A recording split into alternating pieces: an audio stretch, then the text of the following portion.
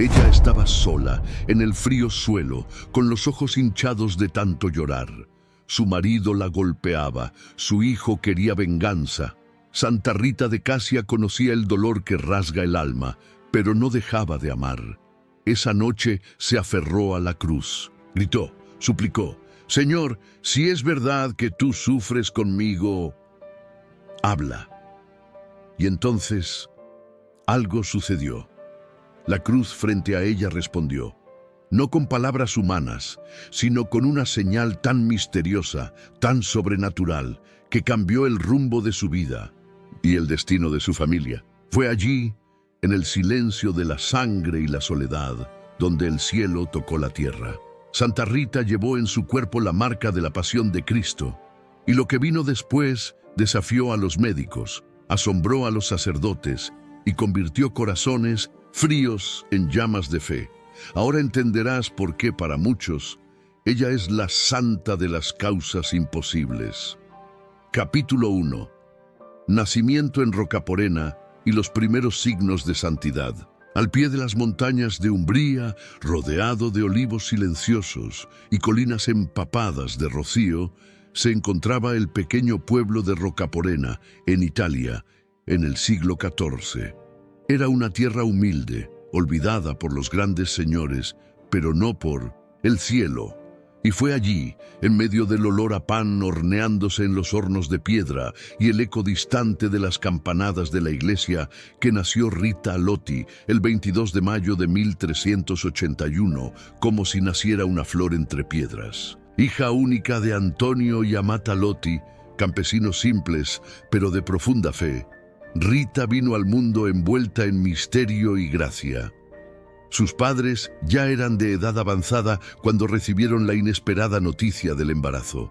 Muchos en el pueblo murmuraban, «Es un milagro».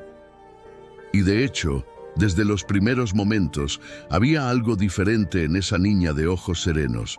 Lo que marcó para siempre su infancia fue un episodio que hasta hoy se recuerda con reverencia por los devotos. Mientras aún era un bebé, sus padres la dejaron por unos instantes en el campo, en una cesta de mimbre, mientras recolectaban uvas. Un enjambre de abejas blancas, símbolo misterioso de pureza y sacrificio, comenzó a rodear a la pequeña Rita. En lugar de picarla, se posaban suavemente sobre sus labios y manos, depositando miel. Un campesino que se había cortado la mano con una guadaña corrió desesperado y, al intentar alejar a las abejas, tuvo la herida tocada por una de ellas. En el instante siguiente, su herida fue milagrosamente sanada. El murmullo corrió por Rocaporena. Aquella niña era elegida. Desde muy joven, Rita demostraba una espiritualidad que causaba asombro. No había en su rostro las inquietudes típicas de la infancia, sino una mirada profunda, que parecía escuchar voces que los demás no oían. Mientras otras niñas jugaban con muñecas o recogían flores, Rita prefería el recogimiento. Se sentaba en el frío suelo de piedra de la pequeña capilla del pueblo, contemplando en silencio el crucifijo desgastado por el humo del incienso. Ayunaba incluso sin ser orientada.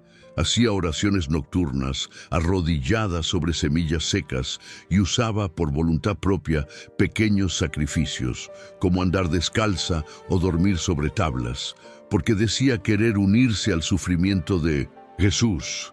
Su corazón palpitaba con un amor ardiente por Cristo, y desde los 7 años expresaba el deseo de ser religiosa, soñando con el hábito blanco de las agustinianas, que vivían no muy lejos de allí. Pero no todos comprendían. Algunas mujeres del pueblo murmuraban, «Es demasiado buena para este mundo. Eso no es normal en una niña». Rita no se ofendía. Al contrario, acogía con ternura incluso las miradas desconfiadas. Sus padres, aunque admiraban su piedad, temían por el futuro de su hija. La amaban profundamente, pero tenían el corazón atado a la mentalidad de la época, donde el matrimonio era el destino seguro para una joven. Aún así, respetaban su fe y alentaban su devoción.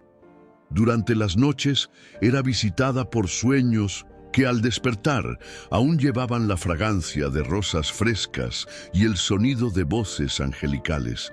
Cierta vez, a los 9 años, confesó a su madre que había visto en un sueño una escalera de luz subiendo al cielo. En la cima estaba Jesús crucificado, y él la llamaba por su nombre. Era un anticipo del camino de espinas que la esperaba. Su primer gran sufrimiento fue el silencio de ver su deseo de entrar al convento ser postergado por sus propios padres. Cuando, a los 12 años, Rita finalmente reveló su intención de consagrarse a Dios, el hogar que siempre había sido de ternura se transformó en resistencia. Antonio y Amata, con lágrimas en los ojos, dijeron que ella necesitaba obedecer, pues habían prometido su mano en matrimonio. Rita bajó la mirada y su alma cayó. No gritó, no protestó. Solo se volvió hacia el crucifijo en su habitación y dijo en voz baja, con los ojos llenos de lágrimas: «Si es tu voluntad, Señor, dame fuerzas para cumplir». El capítulo de la infancia de Santa Rita termina aquí, no con una sonrisa, sino con un suspiro. Ella aún no sabía, pero los años más oscuros de su vida apenas comenzaban, y el deseo de vivir en paz en un convento, en ese momento, parecía un sueño encerrado con 7 llaves, pero Dios, en su silencio, ya escribía con líneas torcidas el camino más recto. Capítulo 2. Matrimonio forzado y vida con Pablo Ferdinando. En la penumbra de las madrugadas en Rocaporena, mientras las campanas de la pequeña capilla aún dormían bajo la bruma de los valles, Rita Lotti, con solo 12 años, sellaba el primer gran pacto de obediencia. Sus ojos de niña, que anhelaban la clausura y el silencio del convento, fueron empujados hacia otra realidad: el matrimonio. Pablo Ferdinando Mancini, un joven soldado conocido por su temperamento impetuoso y vínculos con familias violentas de la región, fue el hombre elegido para ella. La ceremonia fue sencilla, marcada más por la rigidez de las tradiciones que por el afecto entre los novios. Rita, vestida con un tejido modesto y velo de lino crudo, caminaba por las callejuelas del pueblo como quien camina hacia un calvario. Las mujeres saludaban con simpatía, los hombres murmuraban que Dios la protegiera. Pablo, con los puños cerrados y la mirada distante, parecía más lleno de orgullo que de ternura. La casa que pasó a habitar con él era fría, construida con piedras húmedas, donde la chimenea se encendía solo para calentar los huesos, no los corazones. Los primeros meses fueron los más difíciles. Pablo tenía la costumbre de llegar ebrio, con el fuerte olor a vino y sudor. Gritaba, rompía utensilios, murmuraba palabras de rencor contra enemigos invisibles. Rita, en silencio, recogía los pedazos y se arrodillaba. No había lágrima que ella derramara sin que la ofreciera a Dios. «Señor, transforma a este hombre», decía en oraciones susurradas en la madrugada. La vecindad observaba con pesar. Muchos la aconsejaban a responder a abandonar el hogar, pero Rita solo sonreía con dulzura, respondiendo: «El amor soporta todas las cosas». Ella nunca respondió a una ofensa, nunca alzó la voz. Pasaba las noches cociendo, preparando el pan, de la mañana siguiente y rezando. A cada brutalidad de Pablo, ella ofrecía un gesto de paz.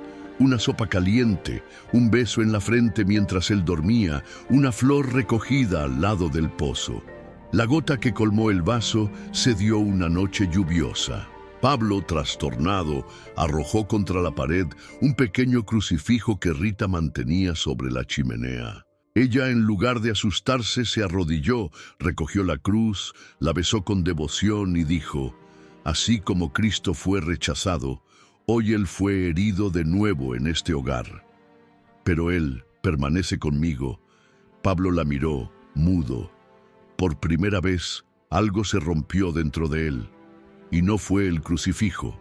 Con el paso de los años, lentamente, la postura de Rita comenzó a afectarlo. Había algo en su serenidad que desmantelaba hasta la más dura ira. Él comenzó a escuchar sus consejos, a asistir a la misa, aunque de mala gana, y a contener los accesos de furia. Rita jamás se envaneció con eso. Sabía que no era su fuerza, sino la gracia de Dios operando en las fisuras de lo imposible. De ese amor sacrificado nacieron 2 hijos, Jacob y Pablo María. Eran gemelos, robustos, de dos ojos vivos. Rita se dedicó a ellos con ternura maternal y oración constante. Creía que el hogar podría, al fin, ser un jardín cultivado por la paz. Pero el pasado de Pablo como soldado y vengador permanecía como sombra sobre la familia. Sus antiguos enemigos aún rondaban, esperando el momento adecuado para ajustar cuentas. Aún con el corazón inclinado hacia el bien, Pablo era todavía un hombre rodeado por alianzas peligrosas. Y eso Rita lo sabía. Cierta mañana, al ver una mancha de sangre en el dobladillo del manto del marido, sintió un apretón en el pecho. «Está llegando el tiempo de la espada», pensó. Los años de sufrimiento conyugal no fueron en vano. Rita transformó, con oración y mansedumbre, el corazón de un hombre cruel, pero el destino estaba por llegar con manos frías e implacables. La conversión del marido había comenzado, y con ella vendría la tragedia que marcaría la vida de Rita para siempre. Capítulo 3. Conversión del marido y el asesinato cruel. La alborada de un día común en Rocaporena se reveló, para Rita, el inicio de un nuevo Gólgota.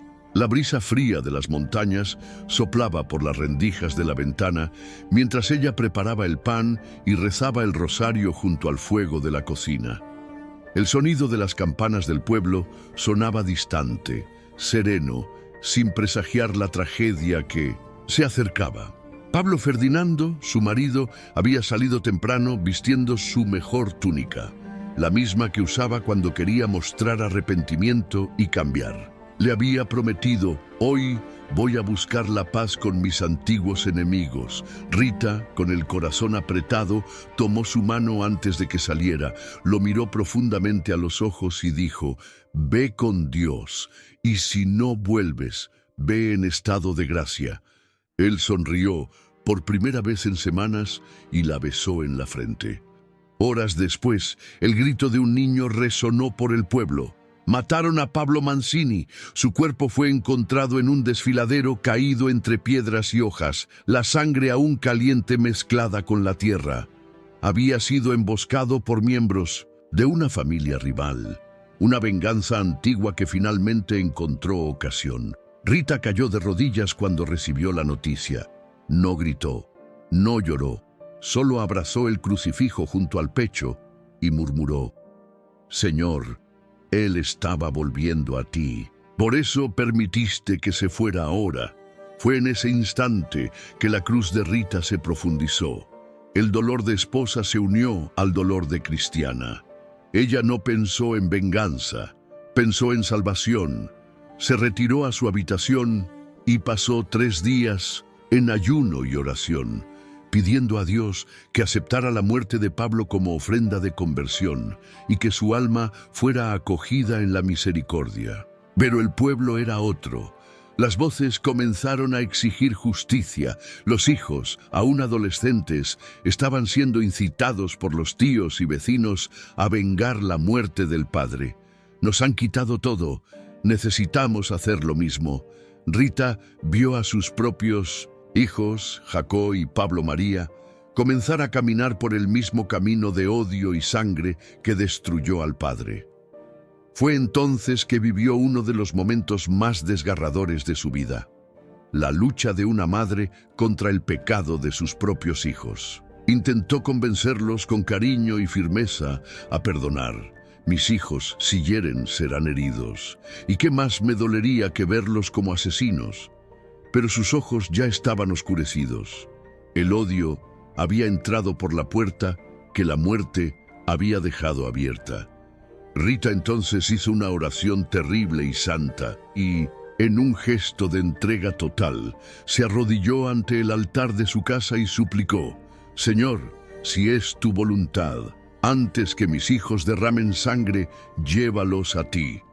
Antes que se pierdan, salva sus almas». Era la oración de una madre que amaba más la eternidad de sus hijos que su propia vida. Poco tiempo después, una peste violenta se esparció por Casia y Rocaporena. Jacob fue el primero en enfermar. Fiebre alta, delirios, sudor frío. Rita lo cuidó con todas las fuerzas que tenía, rezando junto a la cama, pidiendo perdón por la oración que había hecho. «Señor, no quites a mis hijos, pero sálvalos». Días después, Pablo María también cayó enfermo. Ambos murieron en 1900, pocas semanas en los brazos de la madre. Antes de partir, el mayor la miró y dijo: «Mamá, no quiero matar a nadie más. 3 ataúdes, 3 tumbas, un marido y 2 hijos. Todo lo que Rita amaba en la tierra ahora estaba bajo tierra». El silencio de la casa era sepulcral. El olor a velas quemadas y aceite de unción aún impregnaba las paredes. Pero allí, entre las sábanas dobladas, los frascos vacíos de medicina y los crucifijos en las paredes, nacía una santa. Ella, ahora sola, se sumergía en un nuevo tipo de entrega. La viuda que elige perdonar, la madre que entrega a sus hijos a Dios, la mujer que, habiendo perdido todo, encuentra en Cristo todo lo que necesita. El capítulo de la venganza no se escribió con sangre, se escribió con perdón, y eso fue un escándalo para muchos, pero para los cielos fue el perfume más agradable de sacrificio. Capítulo 4. El dolor de una madre. Los hijos desean venganza. El tiempo que para tantos apaga los dolores, en Rita solo los profundizaba. La casa, antes ruidosa con pasos, risas y comidas simples, se había convertido en un escenario de silencio y cruz. Cada rincón guardaba un recuerdo. El cinturón dejado por Pablo en la silla, las sandalias de los hijos junto a la puerta, el paño con el que secaba las frentes febril durante los días de la peste. Ahora todo era vacío, un santuario de memorias. Pero Rita no se rebeló contra Dios. Se ofreció a Él, con los ojos secos, pero el alma en llamas. Se levantó del luto y hizo lo que siempre soñó desde niña. Se volvió hacia el convento de las agustinianas en Casia. Llamó a la puerta del monasterio con el rosario entre las manos, el cabello cubierto por un pañuelo de viuda y el corazón decidido a ser esposa de Cristo. Sin embargo, la cruz estaba lejos de terminar. La superiora del convento la recibió con cordialidad, pero también con firmeza. «Rita, no podemos aceptarte. Nuestra regla exige que la candidata sea virgen y nunca haya estado casada». Fue el primer no, y el dolor que provocó en Rita fue como el de María al escuchar que no había lugar en la posada. Ella insistió, contó su historia, habló de las renuncias, de las muertes, de la paz que buscaba.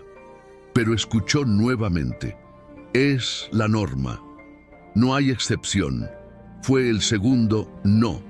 Salió sin amargura, pero con el rostro pálido de quien cargaba el peso de un calvario no terminado. Aún así, no desistió. Volvió una tercera vez. Rogó, suplicó, lloró ante la puerta cerrada y escuchó una vez más: «No, Rita. Tu vida en el mundo es un impedimento. Somos un claustro de vírgenes». Fue el tercer no. Un silencio interior. Rasgó su alma como si Cristo mismo repitiera: «Mi hora aún no ha llegado». Esa noche, acostada en el suelo frío de su antigua casa, Rita lloró por primera vez desde la muerte de los hijos. Pero no fue un llanto de rebelión, fue un llanto de entrega. «Señor, si no me quieres en el convento, quiéreme en tu corazón. Pero si es tu voluntad que entre, abre una puerta que ningún hombre pueda cerrar». Entonces vino el milagro. Cierta noche, mientras dormía en oración, Rita fue despertada por una luz intensa. 3 figuras, envueltas en claridad dorada, aparecieron junto a su cama. Eran San Juan Bautista, Santo Agustín y San Nicolás de Tolentino, los 3 santos a los que siempre había devotado su fe. Ellos la tomaron de las manos y, como en 1900 éxtasis, Rita fue llevada hasta los muros del convento de Casia. A la mañana siguiente, cuando las hermanas salieron para iniciar los trabajos, encontraron a Rita dentro del claustro, arrodillada en oración, con el rostro iluminado y sereno, como si hubiese sido colocada allí por los ángeles. Era imposible, las puertas estaban cerradas. Ninguna llave fue utilizada, ninguna reja fue forzada.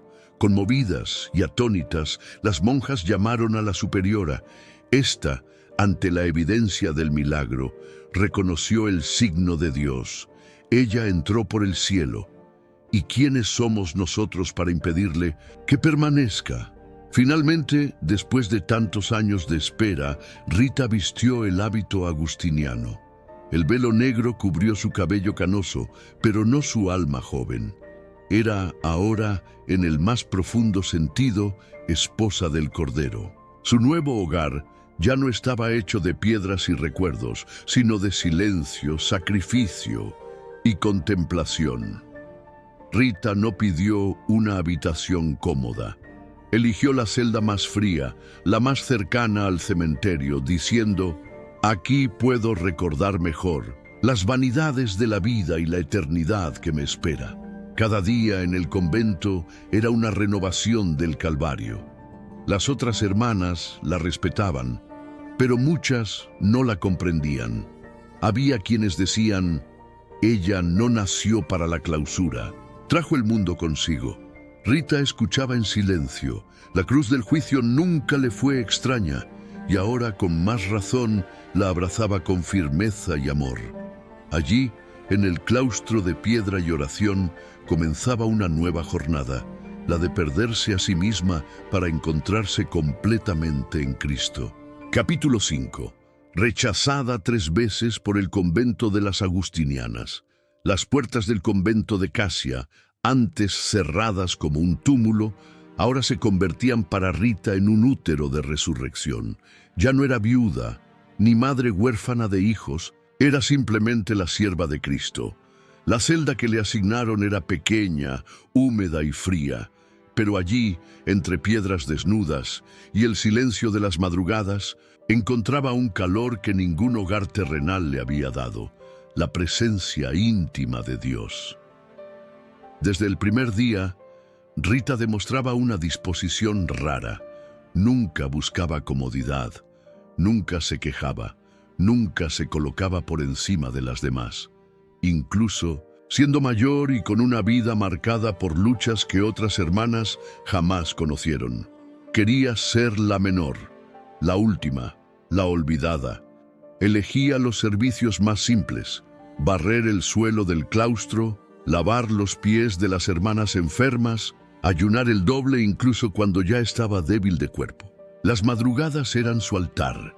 Se despertaba antes de las campanas, se arrodillaba sobre el suelo de piedra y rezaba horas enteras.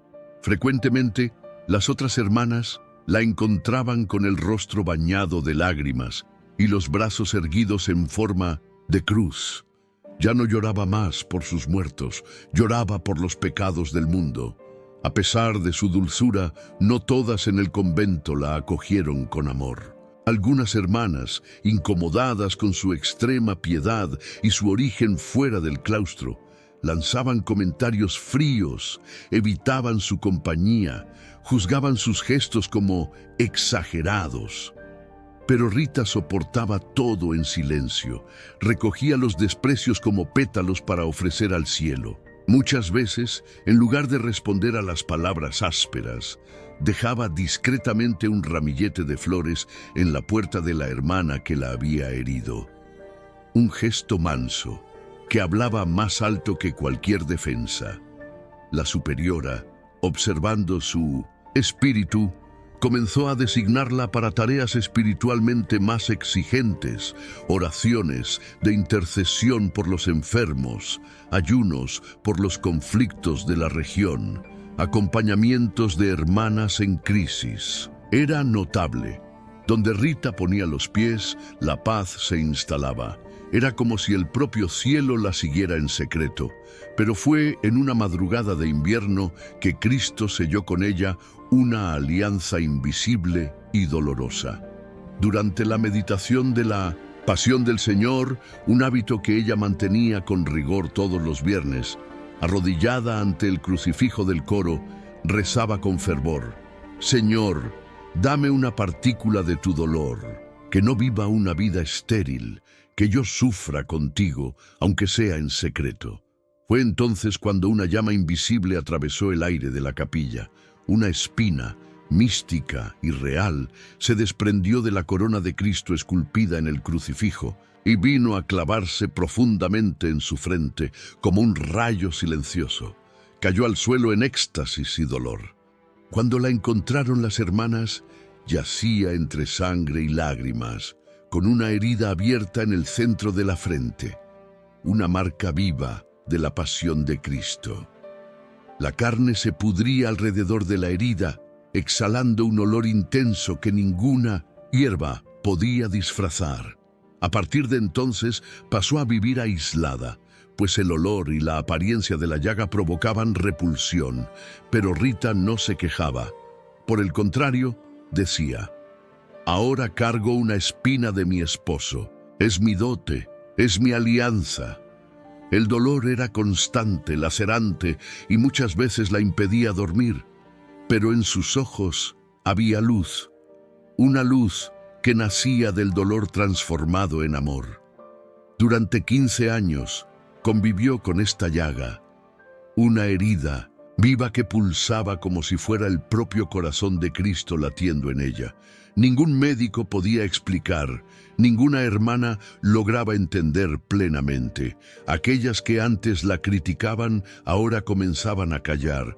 Allí estaba una mujer que no vivía más para sí, sino para el crucificado. Aún así, la vida en el convento seguía con disciplina. Rita nunca dejó de participar en las tareas comunes, incluso cuando la fiebre y el dolor la postraban. Limpiaba, cantaba los salmos, aconsejaba a las más jóvenes con voz dulce.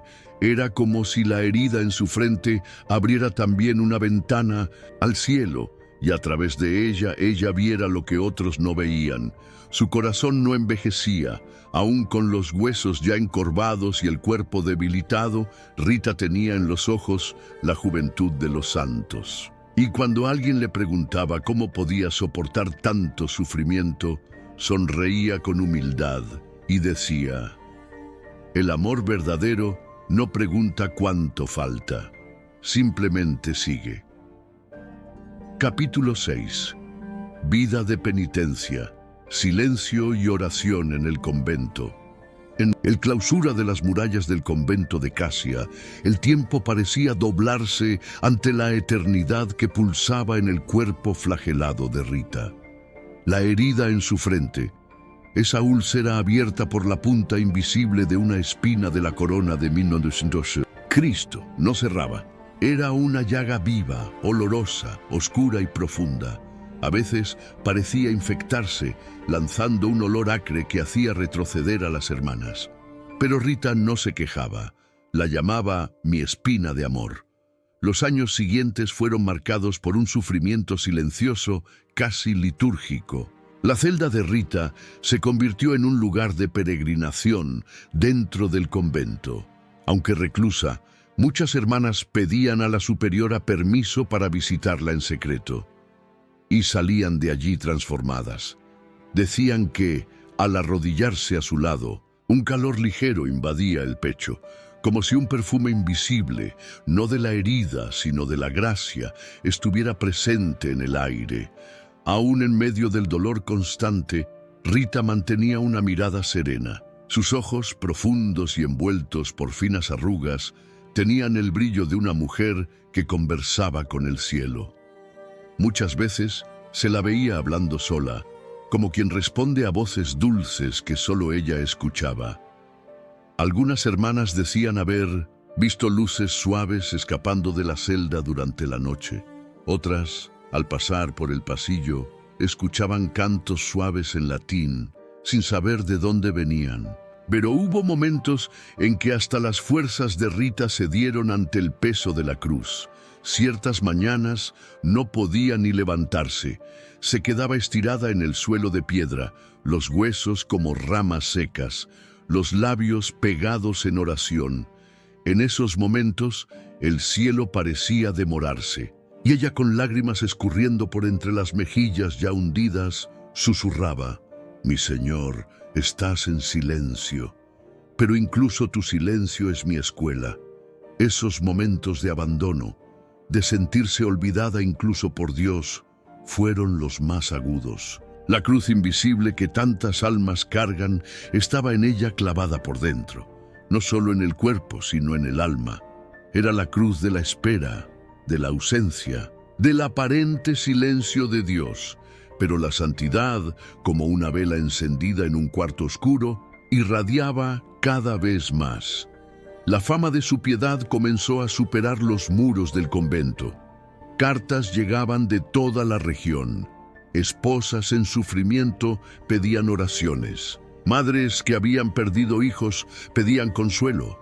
Hombres duros de corazón pedían por conversión. Y Rita respondía a todas, con palabras simples, dulces, firmes como piedra lavada por lágrimas. Cierta vez, un fraile agustiniano vino a confesarse con ella. Era un hombre culto, viajado, estudioso de la teología, pero al entrar en la celda de Rita se sintió como un niño ante una madre eterna. Salió de allí en silencio, y al ser cuestionado sobre la confesión, respondió solo: «Hoy aprendí lo que es amar como Cristo». Sin embargo, el cuerpo de Rita se deshacía lentamente. La herida consumía sus fuerzas. Las piernas dejaron de sostener su peso. Los brazos, antes ágiles en los servicios del convento, temblaban como hojas en el viento. Pasó a vivir en un lecho de paja, en la oscuridad de la celda, envuelta en simples paños y el crucifijo que tanto amaba. Aún allí, inmovilizada, continuaba rezando, continuaba aconsejando, continuaba sufriendo y ofreciendo cada gota de dolor por amor a las almas. Su celda, aunque rodeada por paredes de piedra, era una torre luminosa donde el cielo tocaba la tierra. La cruz, que la había acompañado desde su juventud, ahora era su única compañía y su mayor alegría. Y cuando la soledad la visitaba, y venía muchas veces, Rita la hacía su hermana. Decía: «La soledad es el velo que el Señor usa para esconderse. Pero si callamos el corazón, escuchamos sus pasos». En la enfermedad, Rita no perdió la lucidez ni la paz. Solo se profundizaba en el misterio. Cada gemido era oración. Cada noche sin sueño, un salmo vivo.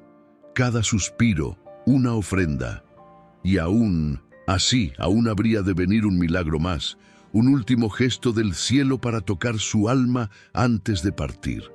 Pero por ahora, ella seguía allí, invisible al mundo, visible al corazón de Dios. Capítulo 7. La herida en la frente y los años de sufrimiento místico. El invierno había llegado con una fuerza brutal a la región de Casia. Los vientos descendían de las montañas como puñales de hielo, y el monasterio, con sus paredes de piedra gruesa, se había convertido en una prisión de frío y silencio. La nieve cubría los jardines, los techos y hasta los pequeños vitrales de la capilla, que dejaban pasar solo una luz pálida a su lado, como si el cielo estuviera enfermo. Rita, ahora completamente debilitada, yacía desde hacía más de un año en su lecho de paja. Sus huesos eran finos como ramas secas y su piel tenía el color del marfil antiguo. La herida en su frente continuaba abierta, pero ya no sangraba. Tanto Ahora exhalaba un perfume extraño, dulce, casi celestial, que las hermanas, al entrar en la celda, respiraban con los ojos humedecidos. Era la señal de que su dolor no era más solo humano, era divino. Las hermanas la visitaban en silencio. Algunas llevaban caldos calientes, otras tocaban sus manos con delicadeza. Pero había días en que Rita apenas podía abrir los ojos. Aún así, sus palabras siempre eran de consuelo. No llores por mí, hermana. La cruz, cuando es bien amada, es más ligera que el lino. Fue entonces cuando se acercó el último milagro terreno, aquel que sellaría su misión con un beso del cielo. Era enero. El convento temblaba con el frío. Las rosales del jardín estaban secas, las ramas desnudas y cubiertas de escarcha. Nada florecía. Y Rita, entre espasmos de dolor y gemidos ahogados, susurró a la hermana cuidadora: «Hermana, ¿podrías traerme una rosa del jardín de mi infancia?». La hermana frunció el ceño sorprendida. Pensó en delirios. ¿Cómo podría haber una rosa si el mundo afuera era solo nieve? Pero ante la mirada suplicante de Rita, decidió obedecer. Volvió a Rocaporena, al lugar donde Rita había nacido. Fue con el corazón pesado, como quien cumple una misión imposible. En el patio simple, rodeado de blancos y silencios, la hermana se arrodilló, y lo imposible sucedió. Allí, entre piedras heladas y ramas dormidas, una única rosa roja florecía, solitaria, abierta como un corazón. Temblaba en el frío, pero estaba viva. La hermana recogió la flor con manos temblorosas y ojos en llanto. Era una flor de Cristo, una rosa en el invierno de la vida. Cuando entregó la flor a Rita, la habitación se llenó de un perfume suave, floral, que se mezclaba con el olor de la herida ya sagrada. Rita sonrió. La última vez que sus labios se curvaron fue para esta rosa. La acercó a su rostro y lágrimas calientes corrieron. Él me escuchó, incluso ahora, él aún me ama. Las horas siguientes fueron de silencio. Las hermanas se alternaban a la orilla del lecho, sosteniendo sus manos delgadas, rezando salmos en voz baja. Un día, una noche, dos, hasta que, al amanecer del 22 de mayo de 1457, el convento fue invadido por un perfume celestial inexplicable. Era como mirra y lirios, como pan fresco e incienso. Era el olor de la santidad. El cuerpo de Rita, al ser encontrado, estaba tranquilo, los ojos cerrados. La herida, ahora, parecía una flor cicatrizada. Una leve sonrisa reposaba en sus labios, y la habitación, su celda de dolor, se había convertido en un altar. Las hermanas se arrodillaron, una a una, y tocaron sus pies descalzos, aún cálidos. La santa había partido, pero había dejado la promesa de que nunca más abandonaría a los que sufren. En el velorio, personas del pueblo vinieron en procesión. Decían: «Ella fue esposa del crucificado y ahora es nuestra intercesora».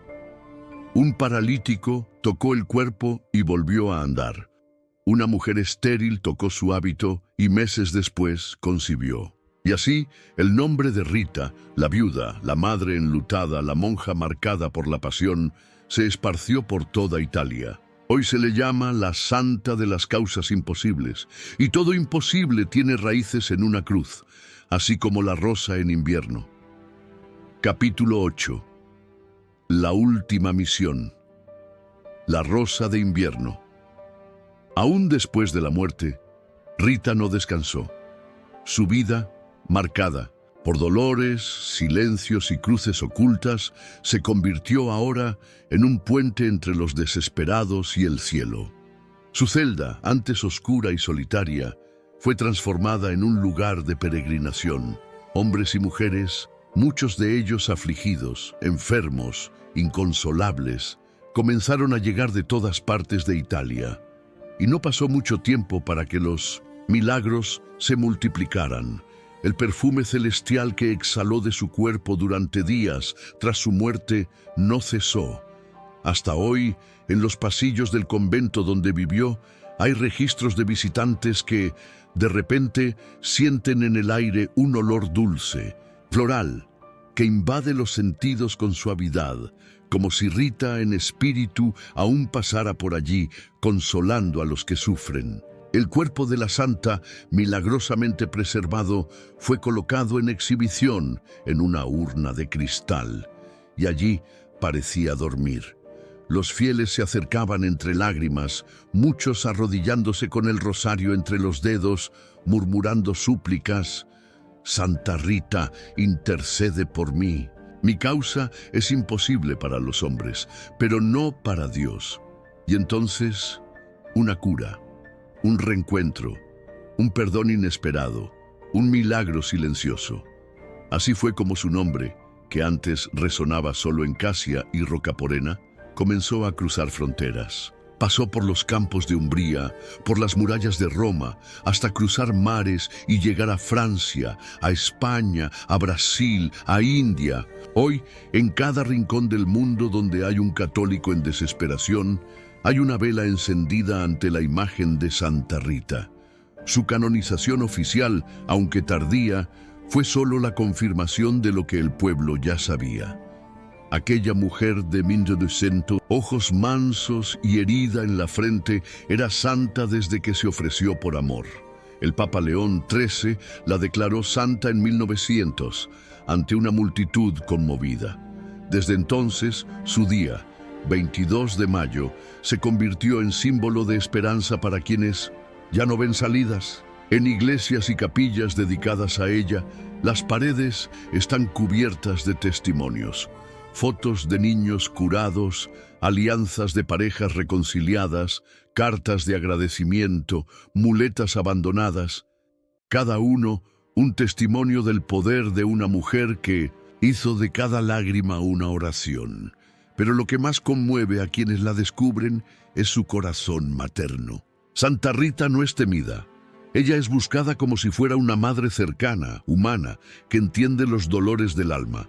Ella perdió todo lo que el mundo valora: marido, hijos, hogar, juventud, y aún así nunca perdió la fe.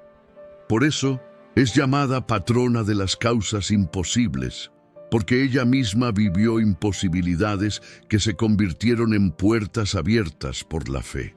En su santuario, en lo alto de la colina de Casia, mujeres ancianas llegan con pasos temblorosos, madres con niños en brazos, hombres silenciosos y quebrados por la vida.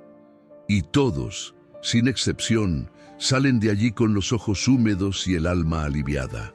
No hay promesa de milagros instantáneos, pero hay una certeza suave de que alguien está escuchando del otro lado de la eternidad. Santa Rita no pertenece solo a la historia. Ella pertenece a la eternidad, y quien clama por ella jamás está solo. Capítulo 9. Muerte, perfume celestial y el culto a la santa de las causas imposibles.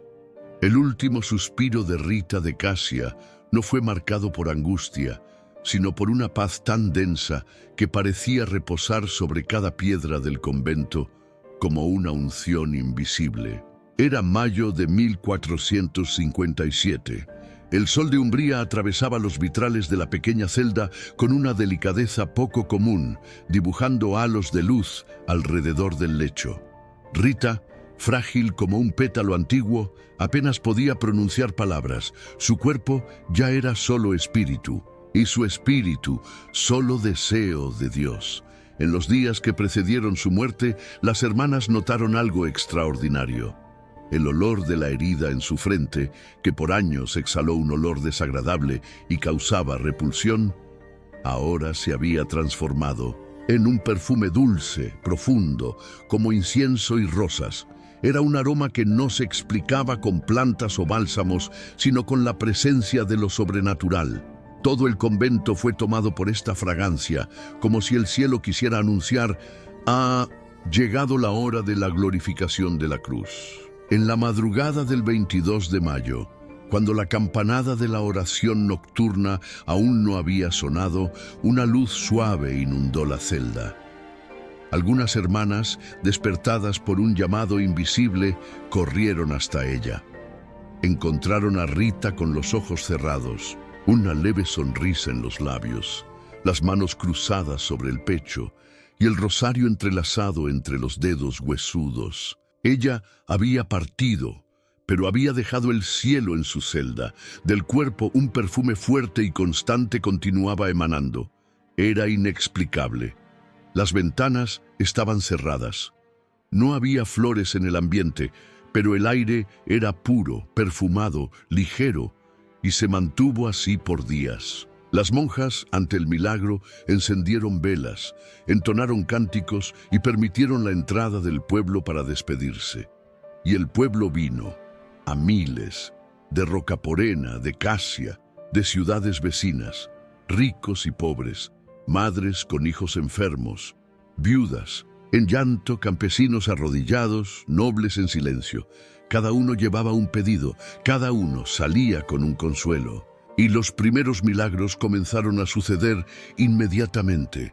Un hombre ciego de un ojo volvió a ver al tocar el hábito de la santa.